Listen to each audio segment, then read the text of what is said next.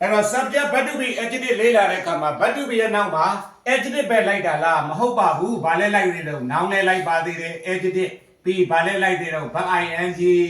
ပြီးရတဲ့ adverb ပြီးရတဲ့ phrase ပြီးရတဲ့ battery အဲ့လိုဆိုပြီးတော့ဘတ်တူဘီရဲ့နောက်မှာ complement အဖြစ်ပုတ်6မျိုးဆိုပြီးတော့ငါတို့လေ့လာခဲ့ပါတယ်ဘာလို့အဖြစ်ပုတ်ရတာအဖြစ်ပုတ်ဖြစ်သွားတာလဲဆိုတော့ဘတ်တူဘီကိုပြည့်ပြည့်စုံအောင်ဖြည့်ပေးရတဲ့အတွက်သူတို့ကို complement လို့ခေါ်ပါတယ် noun adjective verb ing adverb phrase battery ဘတ်တူဘီနဲ့တွဲပြီးတော့ noun adjective ဘတ်တူဘီရဲ့နောက်မှာ noun adjective ပါလာခဲ့ရင်အဲ့ဒါဖြစ်သည်လို့အဓိပ္ပာယ်ကောက်ပါတယ်ဘတ်တူဘီရဲ့နောက်မှာ verb ing ပါလာခဲ့ရင်လုံနေသည်လို့ဘာသာပြန်ပါတယ်ဘတ်တူဘီရဲ့နောက်မှာ adverb phrase လိုက်ရင်ရှိသည်လို့ဘာသာပြန်ပါတယ်ဘတ်တူဘီရဲ့နောက်မှာ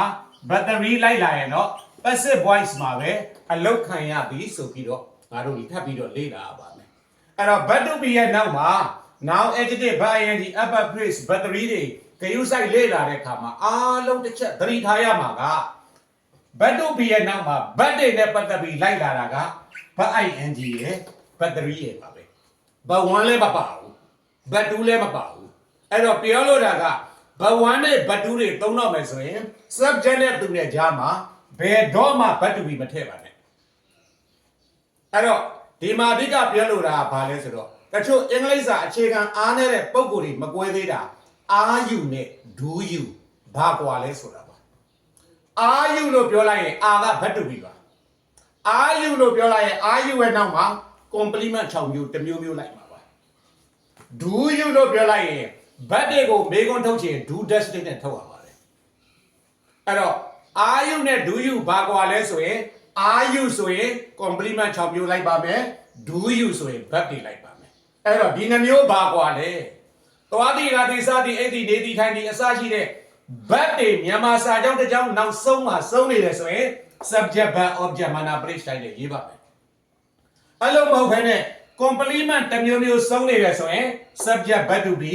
complement နဲ့ရေးပါမယ်အဲ့ဒါကိုဒီနေ့နားလဲလားနားမလဲလားစဉ်းစားကြည့်ဖို့သုံးသပ်ပေးဖို့ဒီနေ့အဲ့ဒီလေ့ကျင့်ခန်းပြန်ပြီးတော့ခေါ်ပါတယ်ပြန်ပြောမယ်မြန်မာစာကြောင်းတစ်ကြောင်းနောက်ဆုံးကိုကြည့်လိုက်လို့သွားတီလာတီစားတီအိတ်တီနေတီထိုင်တီသတိရသည်မေ့သည်တချင်းဆိုသည်အိမ်မက်မတ်သည်ဟလာအဲ့လိုဒီဆုံးတဲ့ verb တွေဆိုရင် subject verb object မာနာပရိစ္ဆေတိုင်းနဲ့ရေး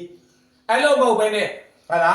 ဘောဆုံးတဲ့ adjective ပဲဖြစ်ဖြစ် noun adjective verb ing adverb phrase battery တွေကြာရင် subject verb to be battery နဲ့ရေးဒါပေမဲ့အဲ့လောက်ကြီးအများကြီးမစင်စားနဲ့ဒီနေ့ငါခေါ်မှာကမြန်မာစာကြောင်းနောက်ဆုံးမှာ B ဆုံးတဲ့ verb တွေရယ်မြန်မာစာကြောင်းတစ်ကြောင်းရဲ့နောက်ဆုံးမှာဒေါ်ဆုံးတဲ့ adjective တွေရယ်အဲ့ဒီနှလုံးကိုရှင်းပြီးတော့ခေါ်ကြည့်မယ်ဘယ်သူဘလို့မှန်အောင်ရေးနိုင်တယ်လဲစပြီးပြန်လေ့ကျင့်ကြရအောင်အခုတော့ဒီလိုအပ်တဲ့လောက်ကူးထားလိုက်ပါ